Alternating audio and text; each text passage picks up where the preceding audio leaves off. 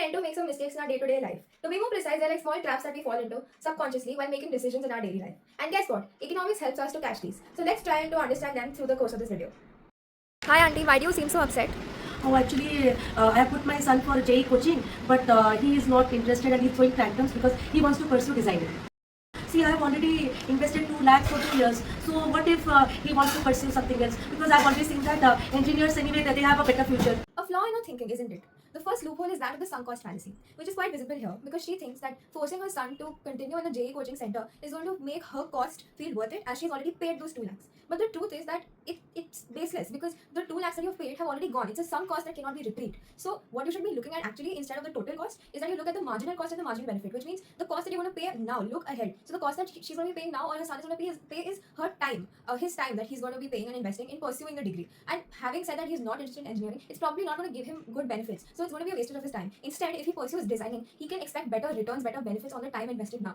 The second loophole is that of post hoc fallacy, wherein if A follows from B, it is mistaken that B is the cause of A, which is quite evident here because she looks at the engineers around her and she thinks that the ones who are well placed and are doing good in life, engineering or the degree has become the cause of having a good future. Whereas the truth is, it's the genuine efforts, hard work, and interest that actually puts you in a place like that. So it's not the degree that is causing it, but it's your efforts. So don't you think, auntie, that it's better to let your son pursue design now? I think you're right because yes, whatever money I've invested, it's already gone. Yeah, but I think it would be better if he pursues a career which he likes because that would give better return. Hi, why do you seem so happy?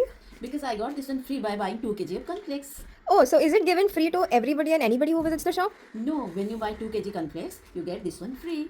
2 kg of cornflakes, that's a lot. Do we really need that much? How much it matters? I got this one. While it seems like Kellogg's Muesli was free on the first note, however, if you think about it deeply, it's actually not. It's just a small trap set by the companies, which is actually a marketing strategy to increase their sales and revenue. What's happening is they're forcing you to purchase more of their quantity and then generate more revenue for them, which is actually a benefit just for them. Like we saw that they're only giving you a free product when you purchase 2 kgs of cornflakes. So actually, you're purchasing a lot more than you need, which in turn is excess, which is not really useful for you because you don't really need so much. And another thing that's happening is that what's happening is that it's in the garb or you don't realize that you're being tricked because they make it seem like they're rewarding you with a rather insignificant product. So essentially, even though you think that you're getting something free, you're actually paying for that by purchasing a lot more. So it's a waste of money as well as the good. This is where the fallacy of zero price comes in because you think that something or rather you feel like something is free but it's actually not.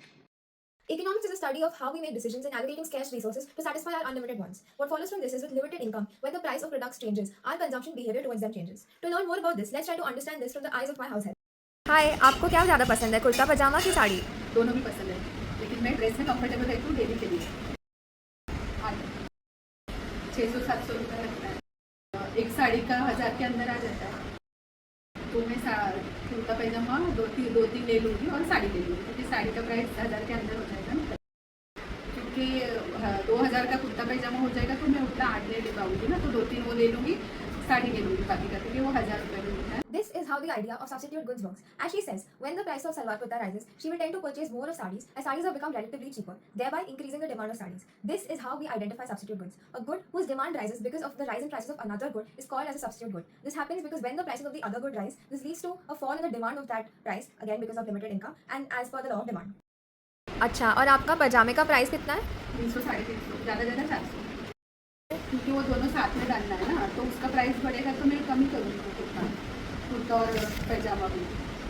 Moving on to the concept of complement goods, let me just clarify this if it didn't come across in the video well. What she means to say is that if there is a price rise and if there is a rise of price of churidars, she will obviously purchase less of churidars, but what also will happen is that she'll tend to purchase lesser kurtas because both of them are to be worn together. So if she purchases lesser churidars, what will she do with more kurtas? It's going to be a waste. This is how we identify complement goods. A good whose demand tends to fall with a rise in the price of the other good, that is because of a fall in the demand of that good, is said to be a complement good.